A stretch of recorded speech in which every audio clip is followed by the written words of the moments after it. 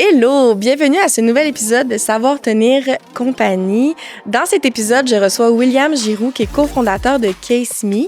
CaseMe, peut-être que vous nous écoutez en ce moment, vous avez déjà une étui de téléphone CaseMe. Si ce n'est pas le cas, vous allez avoir envie de les encourager et d'aller en acheter un après l'épisode. Compagnie d'ici. Compagnie 100% québécoise. On a parlé avec William de beaucoup de choses, mais notamment un peu de leur expertise en marketing numérique, puis comment ils ont transposé ça en magasin. Parce que oui, ils ont fait justement du Web to Store, donc on a parlé de ça. On a parlé un petit peu de leur partenariat, de ses rêves, là, de ce qui s'en vient pour peut-être l'année prochaine. Je vous souhaite une très belle écoute pour cet épisode d'à peu près 1 heure. Alors on se tient le compagnie et bonne écoute!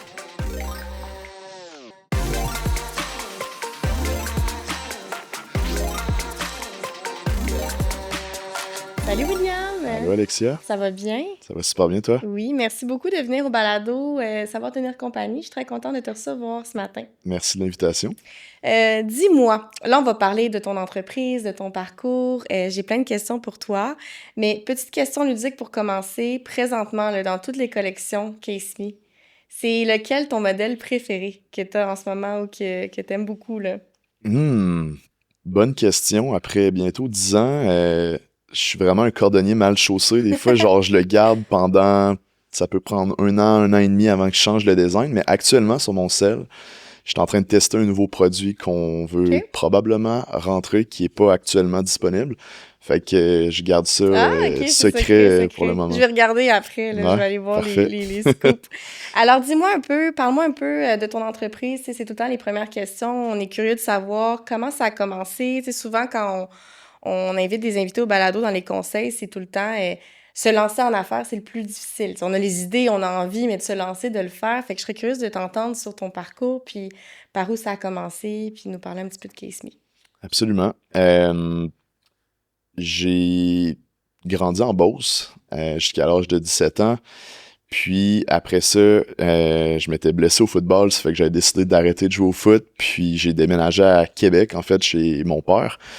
Mes parents étaient séparés, ça fait que j'ai été étudié au cégep de Sainte-Foy en sciences humaines, pas de maths. Je détestais quand même l'école, puis j'étais pas très bon dans ce que je croyais ne pas être bon, en fait. Puis, rendu au cégep, j'ai eu la piqûre pour tout ce qui était finance de marché précisément. Puis après, j'ai décidé d'aller à l'université en finance, justement. Donc, je fais administration des affaires. Puis, suite à mon bac, en fait, pendant mon bac, j'ai commencé à travailler chez WSP, qui est une firme en génie conseil.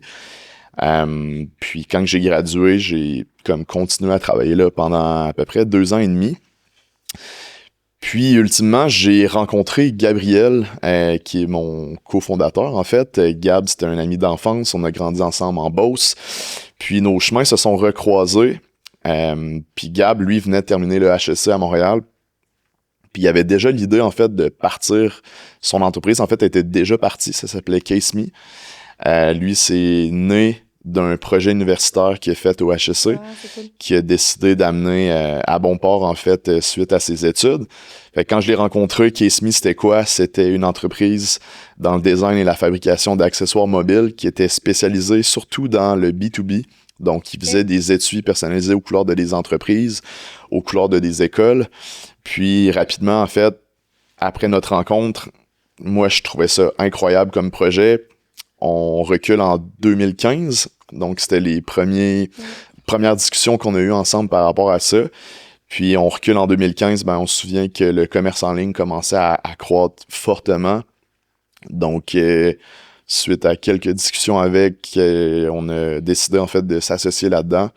Puis je me suis occupé surtout du côté développement des affaires, donc justement B2B, et également du retail et marketing. Fait que j'avais un rôle un peu à gauche, à droite, mais ultimement, chez WSP, moi, je suis pas ingénieur de formation, ça fait que je m'occupais justement des ventes, du développement des affaires. Puis, après à peu près 1 an et demi à travailler temps partiel dans CaseMe, moi, j'ai lâché ma job. Je me suis, ouais, exact. Je me suis consacré après ça 100% sur la croissance de CaseMe. Puis Gab m'a suivi après ça à peu près peut-être 6 mois plus tard, 1 an. Puis ça a été vraiment le les tout débuts réels de Case Me. Avant ça, c'était une très petite entreprise. On travaillait genre soir, fin de semaine à faire ça. Gab habitait en Beauce, fait que c'était lui qui s'occupait de la production, de l'expédition, puis moi je m'occupais du marketing numérique, le début du marketing d'influence en 2016, puis après ça je me promenais à travers le Québec pour rencontrer des potentiels clients, exemple des TELUS, des Rogers, Simons qui a été notre premier client retail en fait, qui nous ont rentré dans toutes les Simons au Canada. Wow. Fait que ça a été le début de l'histoire de Kiss Me. Ah, c'est une belle histoire, je trouve. Puis là, Case Me, à combien de temps, là? C'est l'anniversaire, le prochain, là, c'est... Le prochain est en septembre, on va fêter nos 10 ans. Wow, OK, Ouais, 10 ça ans. fait déjà 10 ans. Félicitations, c'est vraiment cool. Ouais, c'est fou. Puis c'est drôle parce que justement, à l'université, tes profs te disent que les entreprises ont une moyenne de vie entre 2 et 5 ans. Fait que de savoir qu'on a atteint le 10 ans, on est bien parti. Félicitations, c'est exactement une des raisons pour qu'on fait le balado comme ça, c'est pour recevoir des gens comme toi puis des entreprises ici qui ont des belles histoires de même. Fait que, merci. Dis-moi, donc là, Case Me, accessoires de téléphone, comment vous trouvez vos inspirations? Parce que tu dis en 10 ans, tu en as sorti des collections, il faut tout le temps que tu ailles chercher des nouvelles idées, tout ça. Comment tu fais, comment vous fonctionnez? Aujourd'hui versus avant, c'est Ouais. très différent. On s'entend avec la venue de l'intelligence artificielle, ça vient faciliter puis accélérer le processus créatif. Mais ultimement, on est une équipe de passionnés. Puis la réalité de Case Me a vraiment changé à la venue de la personne qui était supposée peut-être venir avec moi aujourd'hui, Kevin, qui est notre directeur marketing. Kev, ça va faire bientôt 7 ans qu'il est avec nous. Puis ce gars-là est réellement passionné par le design, par le fashion et tout. À la base, Case Me était parti par 2 gars qui avaient aucun background en mode de quoi que ce soit. Ça fait qu'au début, je dirais qu'on y allait au gré du vent, selon ce que nous, on trouvait cool, ce qu'on trouvait beau. Puis rapidement, tu réalises que 2 gars, considérant que notre business, c'est à 90% des femmes qui achètent, on n'était peut-être pas les mieux placés pour faire les designs. Donc, la première embauche qu'on avait faite en 2016-2017, c'était une designer graphique, Alexandra, qui a été avec nous. On a eu quelques designers graphiques dans les débuts, puis ça a été vraiment ces filles-là qui ont comme amené le côté créatif, puis d'amener des designs, des collections qui faisaient du sens versus ce que nous, on aurait pu amener. Tu rirais vraiment de voir nos premières collections. Ou des choses qui sont pas sorties, là, c'est des idées, mais... Ou des choses qui sont sorties qui n'auraient jamais dû. C'était vraiment pas super beau. Mais ultimement, ces gens-là ont vraiment changé la façon de voir, en fait, le traitement de ces collections-là, le processus créatif qui est derrière. Avant, je dirais que nos collections étaient basées beaucoup sur les saisons. Donc, on avait une collection d'été, une printemps, automne, hiver. Puis, avec le temps, ça devient assez soufflé un peu. Il y a encore, bien sûr, on va pas lancer en plein été des designs très hivernaux, mais à l'inverse, pas parce que t'es l'hiver que t'as pas le goût d'avoir une caisse d'un design qui vient, comme on a lancé une collection qui s'appelle Ciao Bella, qui est une collection comme sur l'Italie, puis un peu l'esthétique italien, des trucs comme ça. Fait que maintenant, je dirais que c'est des collections qui vont changer au fil du temps, qui n'ont pas nécessairement rapport avec les saisons, mais plutôt avec des idées créatives qui vont en découler. Mais aujourd'hui, Case Me, c'est une équipe de 3 designers. Donc, on a deux filles, Laurence puis Marie-Michel, qui s'occupent du design graphique, carrément des étuis. Puis je parle d'étuis, mais on a maintenant plein de produits. On fait des étuis pour AirPods. On a lancé une collection pour les Kindle Case, pour les liseuses numériques. Bref, quand on fait des collections, souvent on va venir les décliner en tous les types de produits qu'on peut avoir. Puis on a Sam aussi qui est designer, mais qui lui fait plus de la 3D, donc motion design, va travailler de la vidéo, des choses comme ça. Puis, avec la venue de tous les outils AI qui sont maintenant disponibles, ça reste que la tête créative reste de notre équipe. On a justement Kevin qui va penser à la direction artistique de la collection, puis après ça, va travailler avec l'équipe de design pour mettre les barèmes de « OK, c'est quoi les typos qu'on veut, c'est quoi les couleurs, c'est quoi X, Y, Z ». Puis à partir de là, ben on utilise maintenant du AI pour faire de la création de contenu visuel. Donc, nous, chez Caseme, le gros driver des revenus en ligne, surtout, appartient à la publicité numérique. Donc, on dépense plus de 100 000 $ par mois en pub sur Meta, sur Snapchat, sur TikTok, sur peu importe. Puis, comment que les plateformes sociales et payantes sont rendues guirées, c'est que faut que tu pousses énormément de contenu versus avant, t'avais une pub qui pouvait être une pub championne que tu pouvais mettre 100 000 $ derrière. Ouais. C'est encore possible aujourd'hui, mais maintenant, ce que les plateformes publicitaires vont pousser davantage, c'est la diversité de contenu. Fait que ça devient rapidement difficile de dire à chaque semaine, faut que tu pondes 30 à 50 pièces de contenu. Ouais. Exact. Fait que maintenant, avec le AI, ça permet de faire des visuels qui, entre toi et moi, maintenant, les filles, justement, en design sont tellement bonnes, puis travaillent, c'est pas genre, tu fais un prompt, puis merci, bonsoir, c'est terminé. T'as des expertes à l'interne là, qui sont capables de... Qui ont fait de la formation aussi ça, avec là. Du Figma, qui ont fait de la formation avec Photoshop. Ouais. Tu sais, tous ces outils technologiques-là ont maintenant une branche AI qui nécessite du temps puis de la compréhension pour bien le faire. Fait que je dirais que ça vient juste accentuer la quantité de contenu qu'on peut créer, mais ça vient pas enlever l'intelligence puis le côté artistique de notre gang en interne. Puis justement, quand on est autant dans le marketing numérique, puis vous êtes dans le e-commerce à fond depuis des années, puis que là, vous avez ouvert vos magasins, des magasins. Qu'est-ce qui vous a amené à faire cette stratégie-là de Web to Store, que souvent les gens, ils font le contraire, ou tu sais, c'était quoi l'idée derrière ça, puis comment ça se passe en ce moment-là? C'est drôle parce que souvent, quand tu te fies à ce que les gens te disent, on entendait pendant des années que le marché du commerce au détail, c'était mort. On voyait plein de géants du retail qui mouraient une après l'autre. On pense à des Sears de ce monde, à des Labé, à des grandes surfaces. Mais ce qu'on oubliait, c'était que les plus petites entreprises comme Caseme, l'idée derrière avoir des boutiques, c'est vraiment d'aller connecter avec tes clients qui te connaissent depuis des années en ligne, mais qui ont jamais fait ta connaissance en personne, ont une idée de c'est quoi l'expérience client que tu peux offrir en ligne, mais après ça, savent pas à quoi ça peut ressembler en magasin. Puis nous, l'idée est venue que, considérant qu'on fait le design, mais aussi la production des étuis en Beauce, donc on est une entreprise manufacturière du point de vue gouvernemental. Là, on est une entreprise manufacturière. Tout fait ici au complet. Ouais. Là. Dans le fond, nous, on importe notre matière première qui est un plastique de polycarbonate qui est 100% recyclable, puis nous, on le transforme ici en Beauce. Incroyable. Mais entreprise manufacturière veut également dire que tu as un pourcentage de ta production qui vont être des rejets. Qu'est-ce qu'on va dire par rejet? C'est qu'il y a des petits défauts d'impression qui, à notre œil de pro, nous, on laisse pas passer ces rejets-là. Ça fait qu'on va les mettre de côté, puis ultimement, on se disait, ben, on peut pas jeter ces étuis-là, genre, sont quand même très beaux. Fait qu'on a pensé à un concept de faire des boutiques éphémères. On a commencé ça pendant la pandémie. On a ouvert notre première boutique éphémère à Laurier, Québec. Puis, on avait eu un line-up d'à peu près 350 personnes à la première journée d'ouverture. Puis c'est comme là qu'on a réalisé à quel point que de un, nos clients sont fans pour de vrai. Puis de deux, qui sont prêts à aller vivre cette expérience-là en magasin. Ça fait qu'on a fait une première expérience de boutique éphémère, suivie d'une deuxième. Puis après la deuxième, c'est vraiment là que ça a confirmé que c'était pas juste un coup de luck, c'était OK, il y a un réel intérêt des clients à aller en magasin. Puis personnellement, moi, vu qu'on était en e-com depuis nos débuts, perso, moi, je magasine pas vraiment en magasin ou très peu.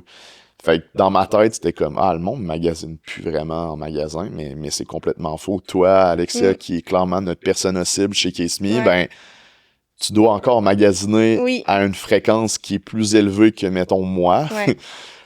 Puis, dans le fond, ben, on a décidé, pendant la pandémie, d'ouvrir la première boutique à Laurier. Fait qu'on avait un bail de 2 ans. Le taux de vacances à Laurier, Québec, ça fait que le taux de vacances veut dire le nombre de locaux qui étaient non loués était quand même élevé. Donc, on était dans une position d'avoir un avantage de pouvoir négocier un bail qui faisait vraiment du sens pour une première boutique que tu le sais pas à quoi ça va ressembler. Fait qu'on a réussi à signer un bail de 2 ans puis d'aller faire des améliorations locatives dans le local qui étaient pas trop épeurants. Je pense que la première boutique nous a peut-être coûté 50 000, 60 000 à rénover puis à mettre au goût du jour. Puis après ça, on a fait un test pendant 1 an.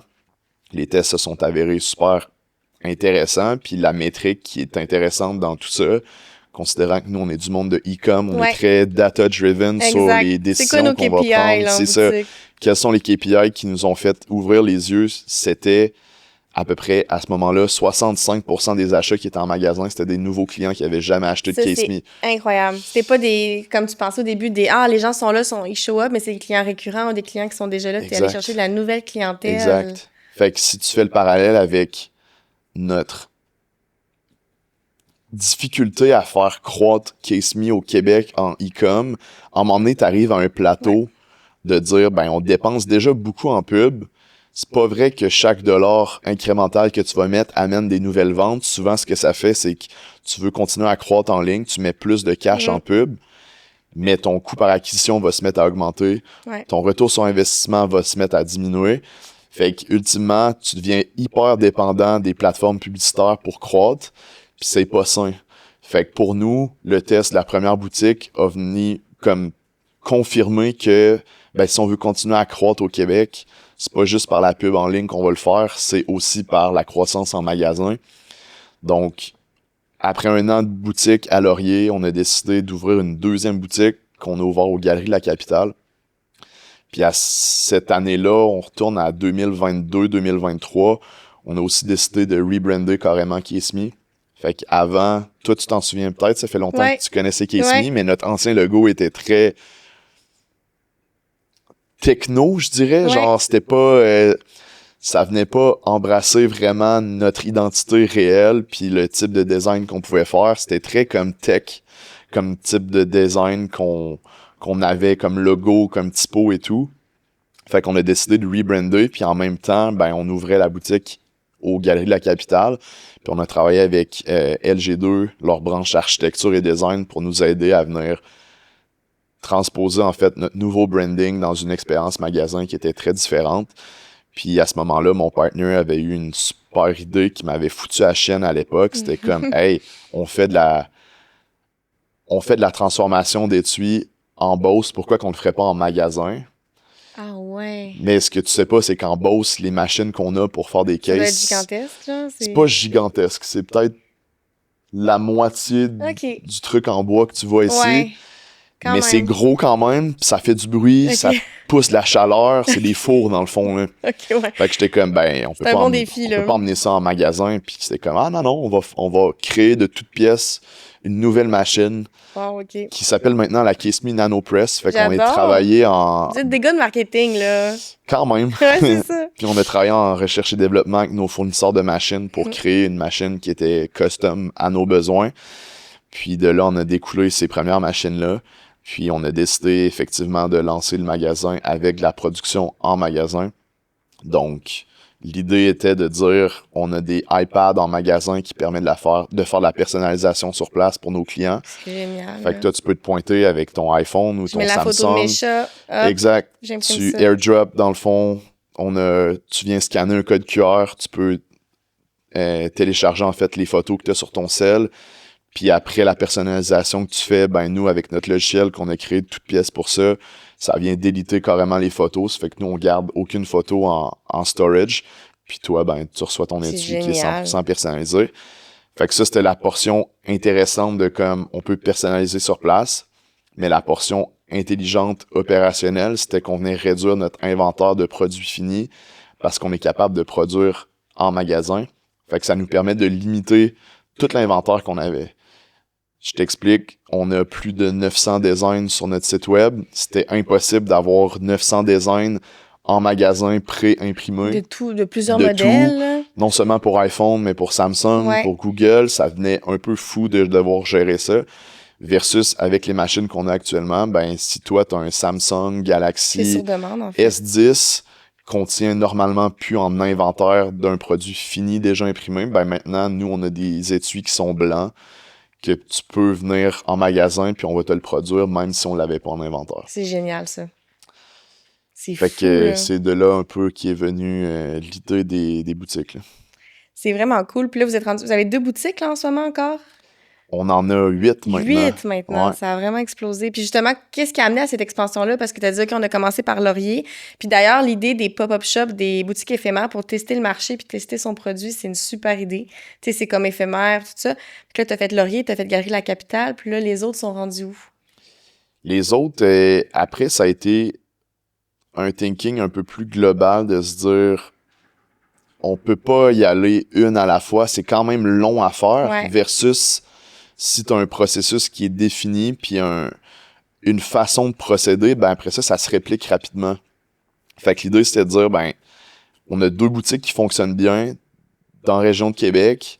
Après, c'est quoi les autres endroits au Québec qui, selon notre data, c'est des régions qui, on a déjà des clients sur place. Fait qu'on sait qu'on va avoir un intérêt de notre clientèle existante.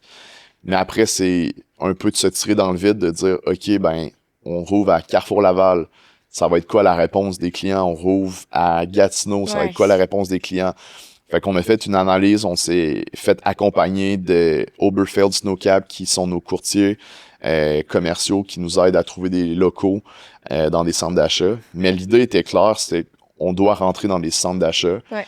Pourquoi? Parce qu'ils ont un foot traffic organique qui est là. Fait que pour nous, ouvrir des magasins, c'est comme faire de la pub. C'est de dire, c'est quoi le coût par acquisition qu'on est prêt à payer en ligne? Ben, c'est quoi le coût par acquisition qu'on est prêt à payer en magasin pour aller chercher ces nouveaux clients-là? Il a fallu qu'on se structure. Pardon. Il a fallu qu'on se structure. On a embauché Camille, qui est notre district manager maintenant, qui nous a aidé à ouvrir ces magasins-là, parce qu'ouvrir un magasin, ça se fait pas en un claquement de doigts. C'est beaucoup de travail. Il y a plusieurs étapes là-dedans. Il y a la construction des magasins, il y a de trouver les locaux, il y a d'embaucher les gens, former ces gens-là, puis d'ouvrir finalement la boutique, puis qu'elle soit viable puis après, à long terme. là, exact. Fait qu'on est allé à une fréquence de comme 2 ouvertures à chaque 3-4 mois. Wow. Fait qu'on a ouvert ensuite Trois-Rivières, Chicoutimi. Ça allait super bien. Puis après ça, on a ouvert 3 boutiques dans la région de Montréal. Ça fait qu'on a fait Saint-Bruno, Carrefour-Laval, Galerie d'Anjou. Puis on a fait également Gatineau. Ça fait qu'on a ouvert les dernières 4 boutiques, on les a ouvertes en 4 mois. Fait que vous manquez pas de job, là. C'était quand même une période intense. C'était quand même intense. Mais ça s'est super bien fait dans l'exécution des ouvertures. Ouais. Puis la portion, je dirais qu'on a sous-estimé, c'est après ça l'opérationnel de tout ça, comme ça va-tu bien aller? Est-ce que tu vas avoir la bonne équipe? Ouais. Est-ce que les machines vont tenir le coup? La réponse à tout ça, c'est que dans le retail, il y a quand même du roulement d'employés. Ça reste que tu embauches souvent des personnes qui sont aux études. Ouais. Il y en a plusieurs maintenant qui sont avec nous, que c'est des gens de carrière en retail qui avaient des rôles de gestionnaire dans d'autres grands magasins qu'on peut tous connaître. Puis, tu as la réalité que tu vas avoir des filles qui sont hyper compétentes et bonnes dans leur travail, mais qui sont en train de finir leur cégep ou qui sont en train de finir leur université. Puis qu'après ça, ben, ils vont vouloir aller travailler dans leur domaine, puis c'est bien normal. Ça fait que c'est d'ajuster à ce taux de roulement-là qui est en fait non négligeable parce que ça vient complètement changer après ça tes opérations. Puis on a eu des petits problèmes après ça dans nos fours. Il y a eu des problèmes comme électriques que nos fours sont fabriqués en Italie. Ça fait qu'il y a eu des réalités de comme il a fallu qu'on adapte les machines à le système électrique au Québec, des choses qu'on n'avait comme pas vu venir. Maintenant, tout est réglé, on a trouvé des belles solutions à tout ça, mais ça a été un bon apprentissage, je dirais, d'ouvrir 8 magasins en l'espace de comme 2 ans et demi, 3 ans. Mais maintenant, on est super content d'avoir ça avec nous. Là. Vous êtes rodés, puis là, vous pouvez donner des conseils puis des trucs à ceux qui veulent le faire. De pas se freiner, de dire hey, si c'est quelque chose que tu veux essayer, faites-le. Là. Le retail, il y a vraiment quelque chose. Puis j'aime vraiment ton idée des KPI en magasin, de justement avoir cette réflexion-là. Puis ça, c'est l'expertise du numérique que tu es capable de transposer. Puis c'est important de le faire parce que sinon, c'est comme tu avances les yeux bandés, tu prends des décisions basées sur des feelings, puis c'est un peu ça qui est dangereux. À l'inverse, c'est important d'avoir ton gut feeling qui te dit « OK, je vais faire un move qui me fait peur, mais il faut que ça soit basé sur du data qui t'aide à dire « ben c'est pas du vent, il y a du concret là-dedans. » Je pousserais la réflexion à plus loin. On a mis dans chacune de nos boutiques des compte personne. Ça fait que c'est comme des caméras qui viennent pas scanner le visage de la personne, mais ça vient scanner les entrées et sorties dans le magasin. Fait que t'es capable de voir l'affluence de ta clientèle au fil de la semaine. Versus tes ventes, Versus tes ventes. Fait que ça vient de donner du data concret pour Camille, qui est notre district manager, de dire, OK, nos gestionnaires, voici votre budget d'heure pour la semaine. Selon le data qu'on voit, vous devriez avoir 3 personnes en magasin entre telle heure et telle heure le samedi versus le mardi matin, qui c'est souvent mort. Ouais. Ben là, vous devriez être une personne parce que, ultimement, le wage cost est un des drivers les plus importants de la profitabilité de tes magasins. Ça, puis le coût, en fait, de ta location du local, c'est les 2 facteurs qui font que ta boutique va être rentable ou qu'elle va pas l'être. Fait que c'est comment optimiser ça, puis comment former tes employés avec le upsell, l'expérience client et tout ça. Fait que, ouais, ça a été un bon apprentissage, puis j'ai eu la chance d'être bien accompagné par des gens dans le domaine. Rapidement, j'ai essayé d'aller me positionner avec du monde qui connaissait vraiment ça. Je siège sur le CA de Détail Québec. OK, oui. Puis avec moi sur le CA, j'ai des pointures assez exceptionnelles dans le commerce de détail, comme la Head of HR chez La Vie en Rose, Cell Canada, plein de belles entreprises du Québec puis du Canada qui m'ont fait apprendre à vitesse grand V. Puis tu vas poser des questions à des gens. Puis je pense que c'est la base en entreprise, c'est de dire quand il y a des choses que tu connais pas, c'est important d'aller poser des questions à des gens qui s'y connaissent réellement. On s'est bâti un comité aviseur qui nous a permis de nous faire challenger sur une base trimestrielle par des gens qui connaissaient leur domaine. On a d'ailleurs Louis-Félix Boulanger qui était cofondateur de Bon Look, les lunettes Bon Look, qui ont un modèle d'affaires très similaire à Case.me. Fait qu'ils faisaient du e-com, puis après ça, ils ont fait de la croissance avec les magasins. Quand ils ont vendu l'entreprise, ils étaient rendus à 34 boutiques à travers le Canada. Fait que pour nous, c'est des modèles de réussite qu'on voulait se coller à ces gens-là, puis de comprendre comment ils l'ont fait. Mais après ça, c'est un peu de laisser erreur, puis c'est à toi d'essayer de tirer ton épingle du jeu dans tout ça. Là. C'est vraiment intéressant. Puis comment, justement, dans un marché que, tu sais, les études de téléphone, puis cet aspect technologique-là, quand vous l'avez lancé il y a 10 ans, puis maintenant, qu'il y en a beaucoup d'entreprises qui vendent. Fait que là, vous vous distinguez. Comment vous faites, au final, dans un marché qui est autant compétitif et tout ça, pour tout le temps essayer là, de se distinguer puis se démarquer? Là? Il y a plusieurs réponses que je pourrais te donner. La beauté de Case.me maintenant, c'est qu'on a 3 divisions. On a le e-commerce, on a les boutiques physiques, puis on a les ventes corporatives, donc B2B. Pour nous, d'avoir ce trio de divisions-là, ça nous aide à venir niveler nos ventes au fil de l'année, parce que quand tu es juste en e-commerce, tu as souvent 2 à 3 pics dans ton année. On pense à, bien sûr, Black Friday, Cyber Monday, temps des fêtes. Les boutiques, c'est un peu la même chose. Mais souvent, en magasin, les périodes affluentes sont un petit peu différentes parce que les gens, justement, vont se coller aux saisons.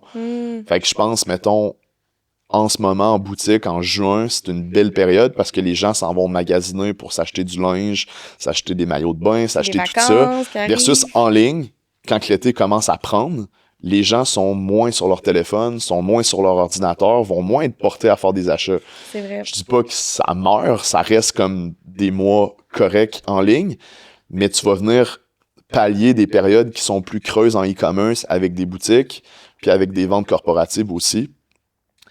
Je me suis un peu égaré sur ta question. Tu disais, justement, oui, avec la compétition. Exactement, mais je trouve ça intéressant parce que tu parles de 3 branches. Tu dis justement le e-commerce, les boutiques et l'aspect justement affaires B2B. Ouais. Veux-tu un peu nous en parler de ça justement? Je peux finir sur, mettons, les cases puis le monde un peu chaotique, je dirais, de la compétition internationale.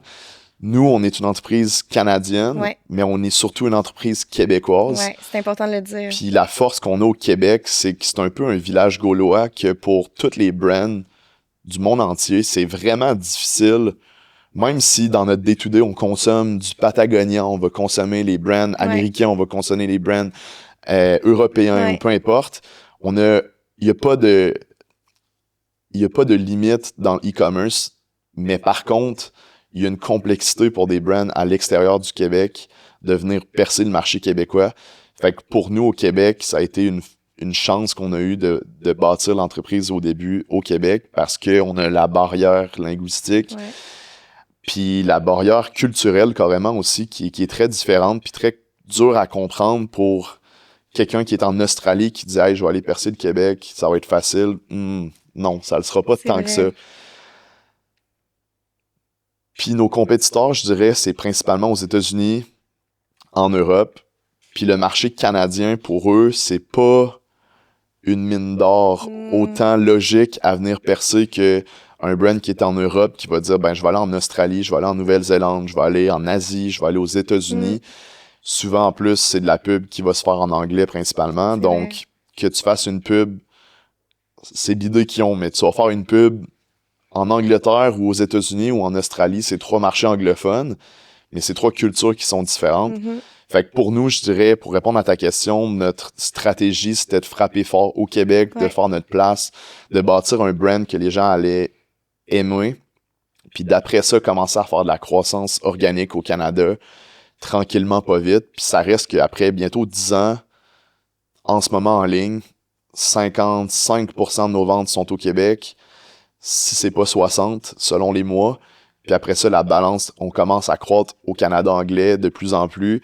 Puis tranquillement, on recommence à vendre aux États-Unis aussi avec l'arrivée de Trump et tout. On avait décidé de comme mettre un arrêt sur la croissance aux US, mais on a recommencé depuis à peu près 3 mois à le faire. Fait que je dirais que c'est d'avoir ton brand au Québec qui est fort au Canada, puis de différencier face à ta compétition de comme nous, notre vision, c'est pas de faire des étuis qui sont hyper fashion, comme que tu vas voir sur le...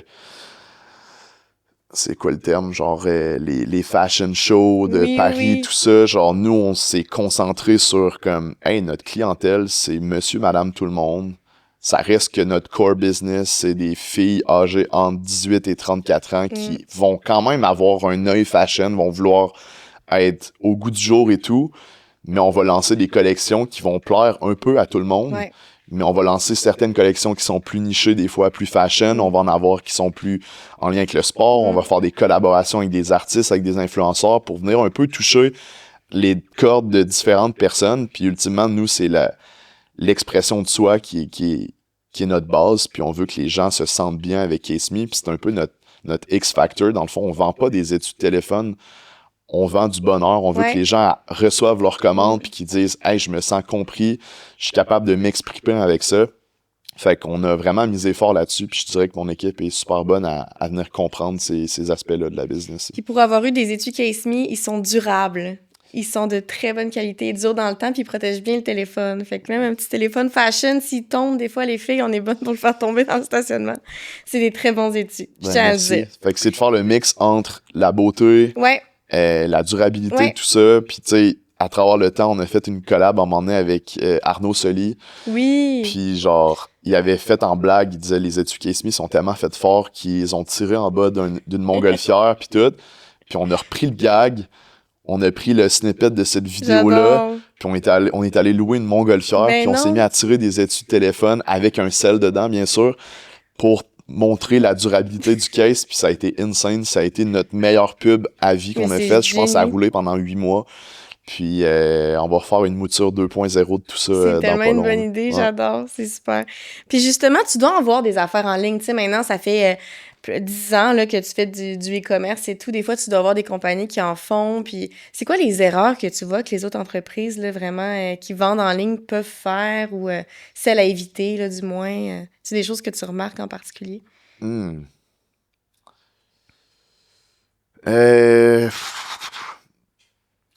Sérieux, maintenant, avec l'intelligence artificielle, c'est tellement un hack incroyable qu'il y a des logiciels qui te permettent d'être plugué, mettons, sur tes plateformes publicitaires. Je pense à une, entre autres, qui s'appelle Motion. Mettons, ton ad account de Meta est plugué sur Motion, puis ça va venir te trier en temps réel la performance publicitaire de toutes tes pubs. Fait que comment que tu vas analyser la performance de tes pubs, c'est le hook score. Ça veut dire après combien de temps que les gens de passer sur une pub va venir switcher à une autre type de contenu. Fait qu'il y a plusieurs métriques que tu peux aller chercher, mais ultimement, ce que tu dois faire, c'est de capter l'attention de la personne, puis c'est une science un peu obscure, genre, il y a un côté un peu weird à ça, de dire que dans le fond, ta job comme marketer, c'est de garder l'attention de ces clients-là pour venir créer un sentiment soit d'appartenance, soit un sentiment de genre, OK, ben, Case Me vient régler tel problème pour moi. Je dirais qu'une des erreurs majeures des brands qui commencent ou des brands qui sont assez grands, c'est de penser que le marketing est à propos de eux. Mais non, c'est toujours à propos du client. C'est quoi le réel problème que tu règles dans la vie de ton client, puis it's all about them. Puis il y a beaucoup de brands que c'est comme, ah, on est les meilleurs à faire ci, nos produits, c'est les meilleurs à faire ça, puis c'est très moi. Mais le client, ou la personne, en fait, va dire, ah ben, genre, ça vient pas m'interpeller parce que ça parle pas de moi. Tu sais, ultimement, l'humain est fait que on aime parler de nous, on aime se savoir compris par ces brands-là. Fait que je dirais qu'il y a beaucoup d'entreprises que ça serait une des erreurs qu'ils font, puis de pas être relatable dans le contexte de vie des gens. Je vois, tu sais, on a la chance de travailler avec des créateurs de contenu, puis des agences avec qui on travaille pour créer du contenu visuel qui sont incroyablement beaux.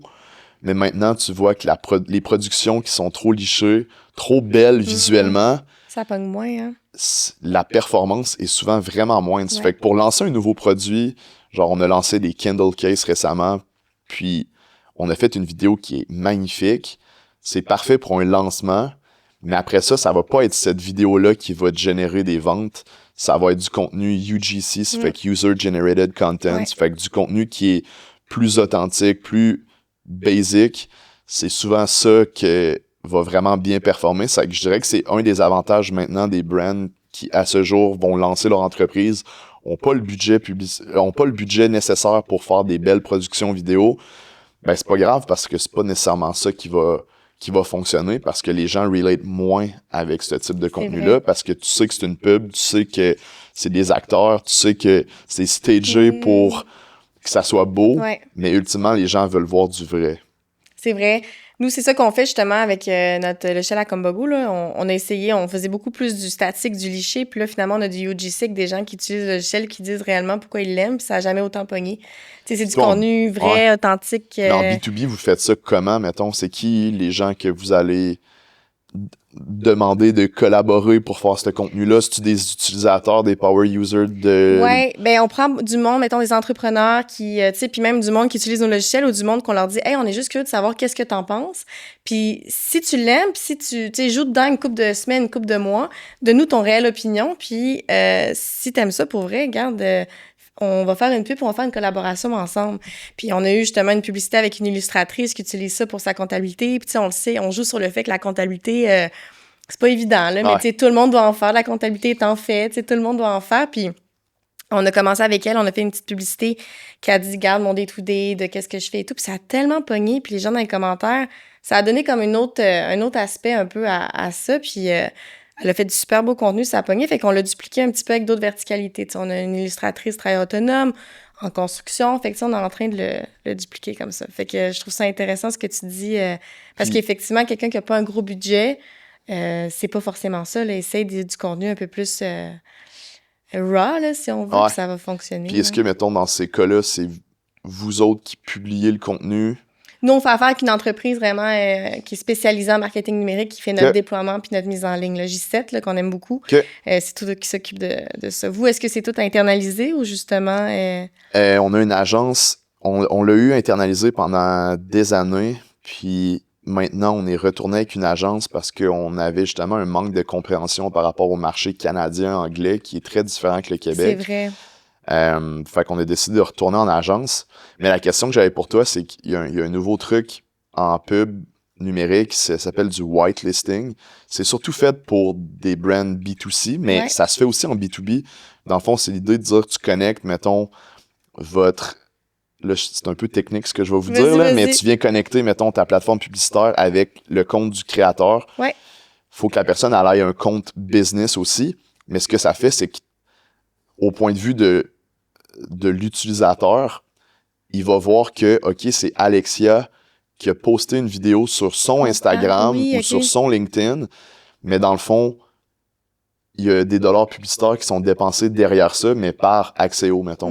Je comprends. OK, Mais OK. du point de vue de la personne qui voit la pub, en fait, ça n'a même pas l'air d'une pub Non, parce que c'est c'est ça. comme Alexia, puis là, ça part, c'est toi qui parles, puis c'est comme, on dirait que c'est juste toi qui as décidé de poster de quoi sur ton Instagram ou sur ton LinkedIn. Ouais. Puis ça, je dirais que depuis, mettons, nous, 6-8 mois, là, c'est de quoi qu'on commence à mettre énormément de budget là-dessus parce que c'est super pertinent, puis c'est plus authentique, je dirais, pour les gens. Définitivement, Ouais. c'est une super Fait que idée. j'étais là. curieux de voir si vous utilisiez Ouais. ce genre de concept-là. Je prends mes notes, là. OK. Je vais aller checker ça après. Je trouve ça full intéressant. Puis justement, là, au niveau de la confiance, tu parlais tantôt du marché québécois, puis c'est vrai que les Québécois, on est fidèles. Quand on aime une marque, puis qu'on l'a tatoué sur le cœur, on revient, puis on est derrière toi. Mais une compagnie en ligne, justement, pour gagner la confiance des consommateurs, tu sais, on a tendance à tout rechercher. On demande à l'IA... compagnies de cellulaires, des cellulaires les plus populaires ou les plus fiables. Comment tu gagnes la confiance des consommateurs quand tu vends en ligne puis que tu n'as pas la notion de boutique, justement, pour... comment tu vois ça? C'est drôle, tu dis ça, l'année dernière, pas à notre grande surprise parce qu'on met énormément d'efforts là-dedans, mais je sais pas si tu as déjà vu passer, c'est Léger Marketing, Léger Numérique qui font un sondage Oui. à chaque année sur la meilleure expérience client oui, en ligne. je le lis tout le temps, j'adore cette... Puis l'année dernière, on a été classé numéro 1, genre au-dessus de Simons, au-dessus de genre plein de belles entreprises. Merci Stéphane.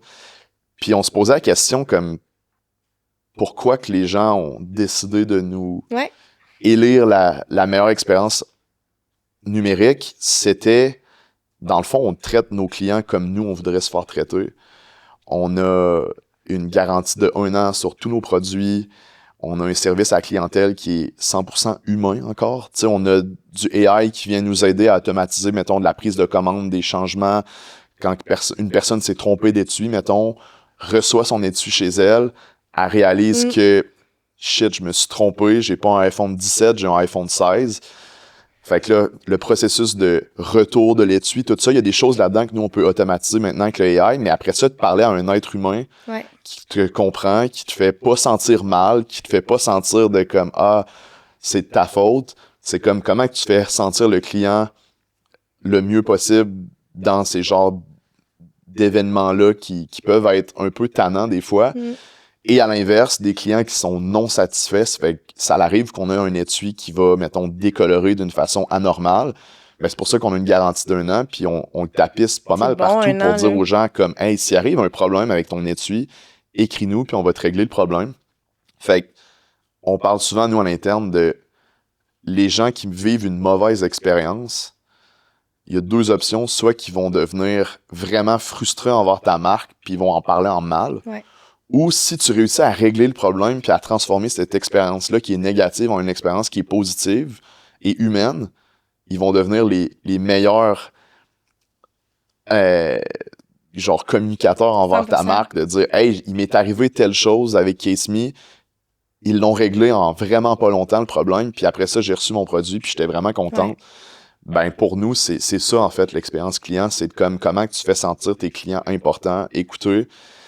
Puis c'est ça de la confiance dans le fond. Les gens, si t'achètes d'un brand américain puis que de un, tu reçois ton produit, t'as genre 60$ de taxes à payer puis que ça a été jamais dit dans ton processus d'achat, ben de un, t'arrives avec une prise de comme je suis pas satisfait de ça déjà.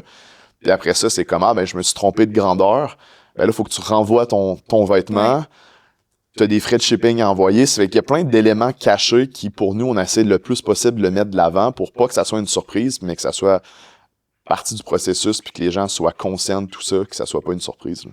Puis après, vous avez le social proof. Fait que les gens qui l'utilisent, qui sont contents, les témoignages, tu sais, tout ça va de soi après, là. T'sais, on a comme, je pense qu'on est rendu à 3000 quelques avis sur Google, puis on a 4.8 ou 4.9 étoiles sur 5. C'est comme...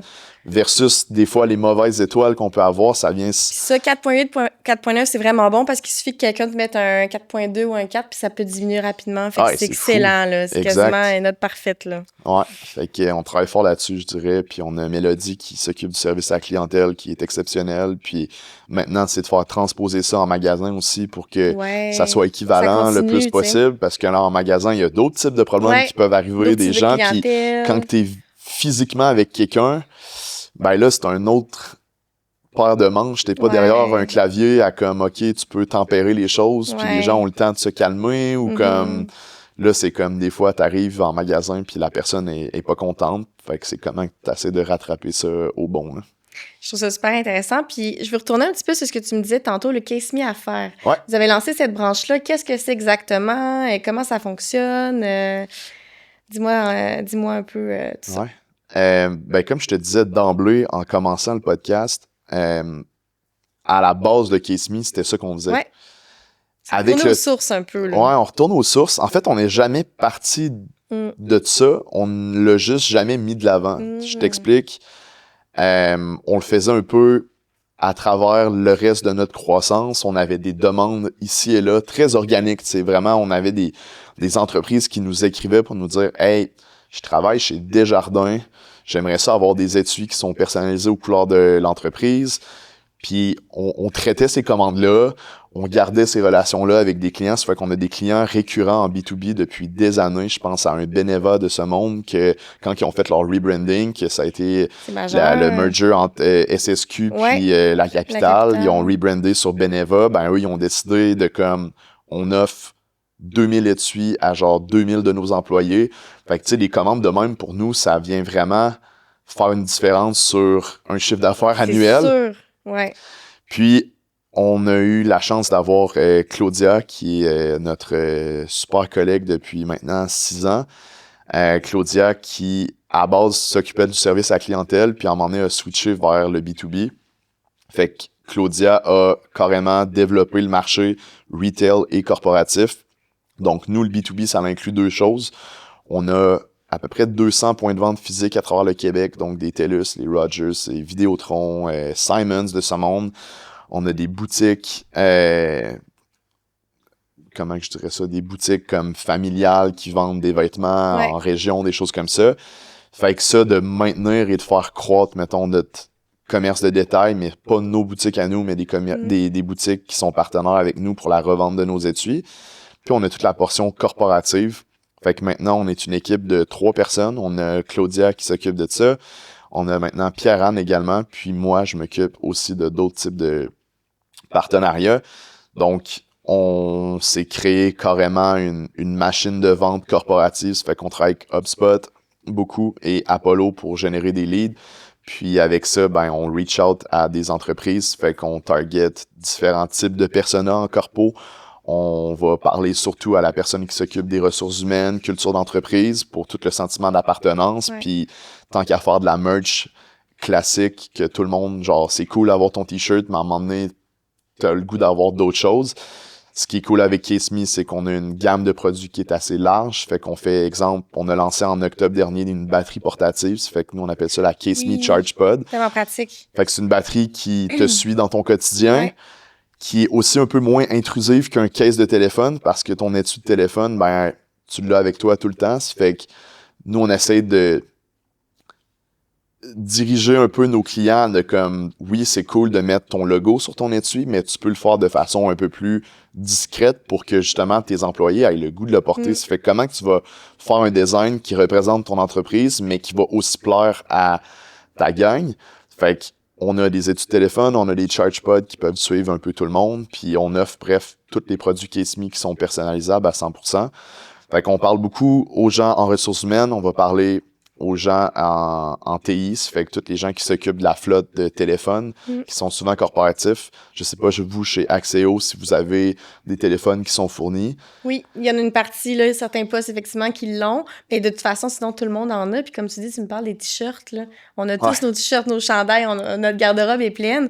Mais là, d'extensionner ça sur les téléphones ou la batterie, je trouve que c'est une super idée, là. Puis ce qui est cool avec les outils technologiques que nous, on a, c'est que ça reste un véhicule publicitaire pour ces brands-là, de comme les gens se promènent avec ton étui de téléphone, ça fait parler, les gens sont comme, hein, genre, c'est quoi cette case-là? Puis c'est comment, ben, en plus, il y a beaucoup de nos clients qui veulent que le logo Case Me soit quand même là, parce que les gens, ils veulent que ça démontre, genre, la qualité, que ça soit pas fait en Asie et tout. Une crédibilité de plus. Fait que, pour nous, je dirais que c'est un beau levier de croissance. Ça fait quand même 9 ans qu'on en fait du B2B. Mais je dirais depuis 2 ans, ça s'est accéléré. Puis on a fait le lancement officiel de Case Me à faire en octobre dernier.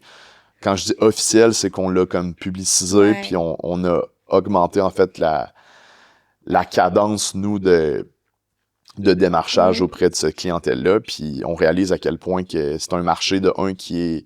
Tu parlais de différenciation face aux compétiteurs. On a actuellement 0 compétiteurs qui font ça. Je le dirais pas trop fort. Ouais, mais c'est ça. genre, on est chanceux. Puis les gens connaissent CaseMe au Québec. Fait que si je parle à la directrice des ressources humaines d'une compagnie XYZ, souvent elle est déjà cliente de CaseMe. Pour elle-même, elle connaît la qualité de CaseMe, puis elle dit « Hey, c'est donc bien une bonne idée. C'est un produit qui est de bonne qualité, puis ça fait un beau cadeau, en fait, pour tes employés. » Vraiment. Fait que pour nous, c'est d'avoir une variété de... T'as des clients que ça va être un achat une fois dans leur vie d'entreprise, puis ils en rachèteront jamais. Puis de l'autre côté, on a beaucoup de clients qui sont récurrents. Puis ce qui est le fun avec le B2B, c'est qu'un peu comme les étuis, comme les téléphones normaux de monsieur, madame, tout le monde, ben les entreprises doivent changer leur flotte à chaque 2 ans, 3 ans. Fait que souvent, après 3 ans, ben ils vont nous rappeler, ils vont nous réécrire, ils vont dire « OK, on a besoin de 150 nouveaux étuis pour nos nouveaux téléphones et tout. » Fait qu'on a un aspect de récurrence là-dedans qui est super important. Puis, travailler des partenariats avec des entreprises qui sont hot. Genre, on fait d'ailleurs les études pour les Canadiens de Montréal. On a fait pour le Grand Prix de Montréal. Et là, les Canadiens, ça doit être la folie, là. Ah, c'était fou, là. C'était fou. Fait que c'est ça. On parle autant à des très petites entreprises qu'à des très grandes. Fait que nous, on voulait pas différencier de comme si t'as 10 employés ou t'en as 5 ou t'en as 5000. Pour nous, les gens sont fiers souvent de travailler où ils travaillent, puis on veut offrir ça à tout le monde. Ça fait que, considérant qu'on produit, nous, sur commande, que ce soit un étui qu'on vend en ligne ou que ce soit 2000 étuis qu'on va produire pour Beneva, tout est possible. Ben, on peut le faire sur demande. Fait qu'il n'y a pas de limite par rapport à ça. Puis on est venu se différencier aussi. On fait maintenant des boutiques web privées. Fait que pour venir diminuer le risque de devoir... Mettons, vous, chez Axéo, t'es comme, OK, on est 150 employés, tu disais, ben, j'ai pas le goût de me casser le basic à demander à 150 de nos employés, c'est quoi ton type de téléphone, c'est quoi le design que t'aimerais avoir. Ce qu'on fournit maintenant, c'est la possibilité de faire une boutique web privée qui est personnalisée 100% aux couleurs du brand, qui est viable soit pendant 3 mois ou soit pendant 12 mois. Puis, tu gères aucun inventaire. Ça fait que nous, on s'occupe de tout. On s'occupe de la production jusqu'à l'expédition directement chez les employés des gens. Fait que ce qu'on fait, c'est qu'on te fournit une page avec un URL, on te fournit des codes promotionnels, puis ça devient vraiment donner l'autonomie, en fait, aux employés. Fait que, mettons que tu t'occupais des ressources humaines, ben, tu envoies ton message sur Slack, puis tu dis à tout le monde, voici notre page web, voici, je vous envoie votre code promo qui est à usage unique.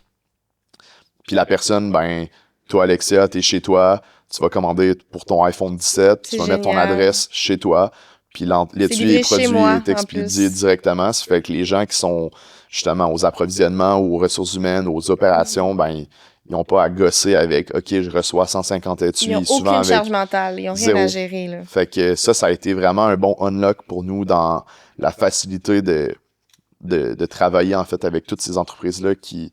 Ça reste un pain in the ass de devoir gérer ça avec tout le monde. Fait que maintenant, ça a été un bon changement pour nous à ce niveau-là. C'est vraiment intéressant. Puis justement, j'écoute qu'on parle un petit peu de la communauté médias sociaux. Vous avez énormément de gens qui vous suivent. C'est quelque chose que vous avez bâti au fil des années.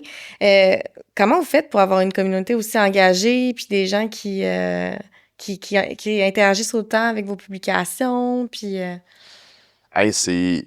tellement différent, genre 2026 versus on s'en serait parlé là, 2 ans versus 5 ans. Puis même là, dans 3 mois, ça va être autre chose. Là. C'est fou en ce moment. Là. La réalité, là, pour être 100% transparent avec toi, notre communauté est très grande et le fun, puis on a de l'engagement et tout, mais la croissance organique de la communauté, c'est quand la dernière fois que tu t'es abonné à des nouveaux brands, genre on dirait que les gens sont plus portés à ça, tu sais.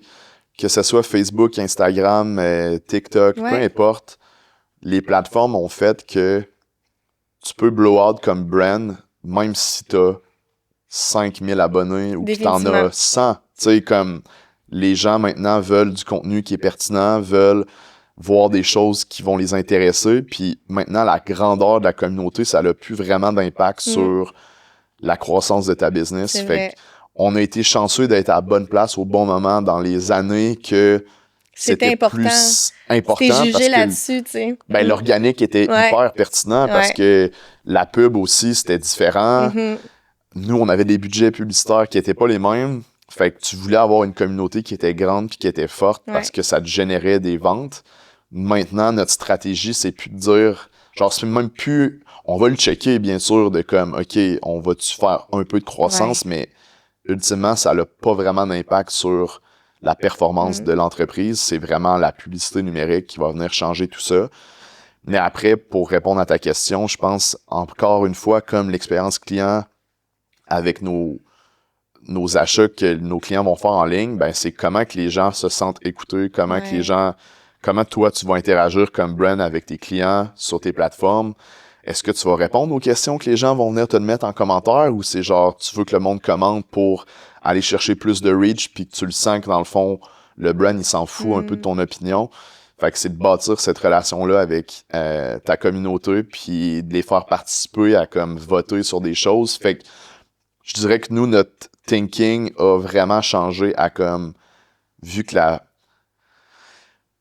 les plateformes sociales, c'est dur de croître, puis qu'ultimement, il faut que tu mettes de l'argent en pub pour faire de la croissance, on essaye de venir transiger, mettons, nos abonnés en des abonnés de newsletter, de genre notre infolette, puis que les gens ils deviennent vraiment plus engagés à comme, OK, t'envoies un Typeform à tes 50% de tes meilleurs clients, tu leur envoies un Typeform puis tu leur dis « Hey, pouvez-vous nous aider à choisir nos nouvelles collections? » T'es fait participer dans le processus créatif puis t'es fait sentir qu'ils font partie de la famille Case Me, mettons.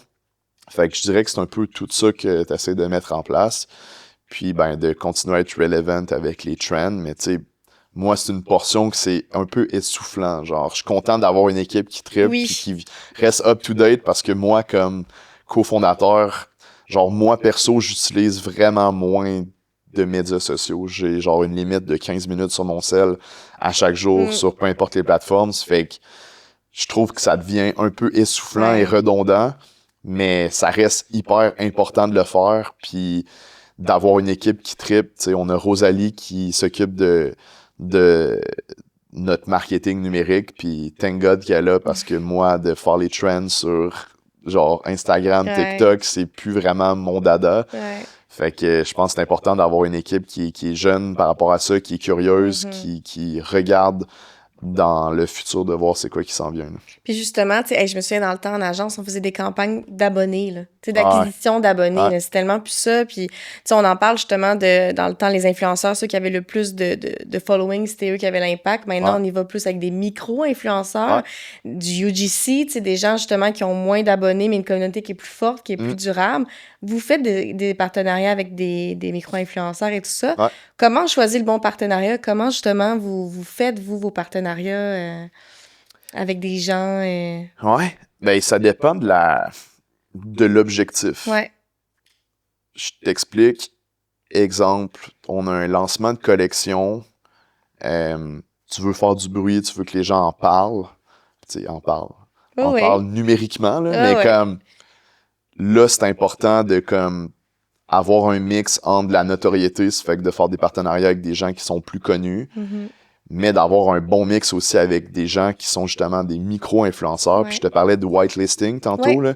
Fait que pour nous, ça a été vraiment un game changer parce que dans le fond, les gens, maintenant, sont tellement habitués de voir du marketing d'influence, puis ça n'enlève pas la pertinence de plusieurs personnes qui font ça. Tu sais, on travaille avec du monde exceptionnel, genre Claudie Mercier, ça fait des années qu'on travaille avec, elle est hilarante, elle est vraiment pertinente dans le type de contenu qu'elle fait.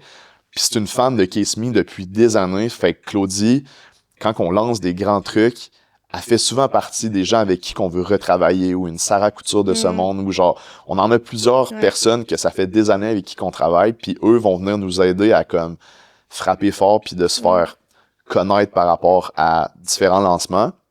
Puis de l'autre côté, je dirais que t'as la portion plus naturelle de comme, toi, Alexia, tu vas-tu être plus porté à vouloir essayer quelque chose si tes amis en parlent ou si t'as vu Claudie en parler puis que tu sais que des fois, c'est sponsorisé puis c'est comme...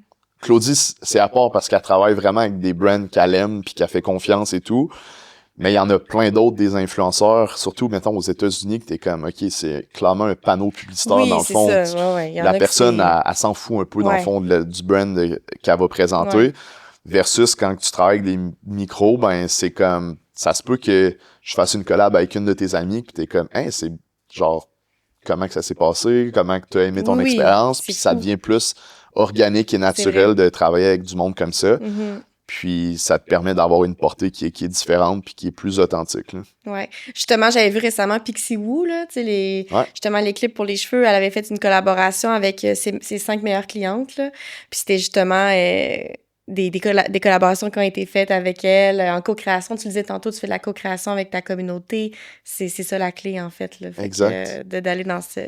Puis là, t'as fait des partenariats. On a fait Simon. T'en as une coupe quand même sous la cravate. Ton partenariat de rêve, qu'est-ce qu'on peut te souhaiter pour fin 2026-2027, là? Manifeste quelque chose ou... Il n'y a pas de limite. Je te dirais, là, dans le fond, moi, depuis 6-8 mois, je suis beaucoup dans les boutiques puis le développement du corporatif. Fait que côté B2B, il y a un nouveau feature qui a été lancé par Shopify. Nous, on est sur Shopify autant pour Case Me Affaires que pour Case Me B2C. Ils ont lancé Shopify Collective, ce qui permet de connecter avec un API différentes boutiques Shopify. Fait que ça vient ouvrir un monde de possibilités que tu peux faire des partnerships avec des brands qui sont super gros, puis que l'entreprise avec qui tu collabes, elle a même pas à gérer d'inventaire. Dans le fond, un peu comme avec notre boutique web privée, c'est un peu le même concept.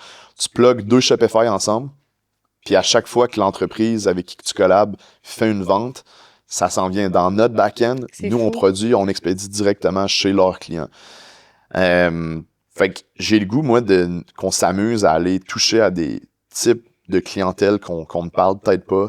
Je pense, exemple, à un Altitude Sport au Québec puis au Canada qui est hyper fort. Fait que toute la communauté sportive, outdoor, moi, je connecte beaucoup avec ça. Je fais beaucoup de sport et tout. Je suis comme, c'est des die-hard fans. On était à votre studio ici, on parlait de vélo tantôt, de course à pied. C'est comme, c'est des communautés que les gens sont tellement fans que comme, comment est-ce que tu pourrais créer une collection avec un brand comme, exemple, Altitude Sport pour faire une collection pour des coureurs, pour des cyclistes, pour des gens qui font du ultra-trail, pour comme, bref, il y a différents sports qu'on pourrait aller toucher. Après ça, je pense à un brand comme Man-Made, que les gars, c'est rendu... Qui a pas vu une pub Man-Made? C'est ça, mais genre Robert, c'est rendu un ami, puis je suis comme, hey guys, faut qu'on trouve une façon de faire de quoi qui va être drôle, mais nice, puis relevant pour votre clientèle, qui est zéro notre clientèle, genre... En fait, j'ai des Man-Made, puis c'est honnêtement les meilleurs boxeurs, mais leur clientèle qui vise, eux, c'est surtout, mettons, des messieurs de l'âge de nos pères. Oui. Fait comme ces messieurs-là, c'est pas nos clients chez Case Me, comment est-ce qu'on pourrait aller toucher de quoi qui pourrait les intéresser? Puis, ben, on a travaillé, exemple, Andréane de Women's. Bref, il y a plein de brands comme ça que je suis comme, sky's the limit. Puis le but, c'est de faire des trucs qui sont authentiques. Puis c'est pas what's in it for us, what's in it for them. Fait que eux, leurs clients, puis comment offrir un produit qui peut être complémentaire à des choses qu'ils achètent déjà puis qu'ils aiment déjà. Puis ça reste que pour moi, Case Me, c'est le meilleur véhicule pour les gens de comme, tu sais, tu te changes de vêtements à chaque jour, mais ton case, il te suit à tous les jours, puis t'as le goût de le changer aussi selon ton mood, selon ce que t'aimes faire et tout. Ça fait que, voilà. Hey, merci tellement, William. C'était vraiment une belle entrevue, une belle conversation. Puis je suis sûre que peut-être la prochaine fois qu'on se parle, les collaborations que tu viens de parler, là, tout va être fait. On va travailler là-dessus. On lance ça dans l'univers. Un gros merci pour ton temps. Merci à toi.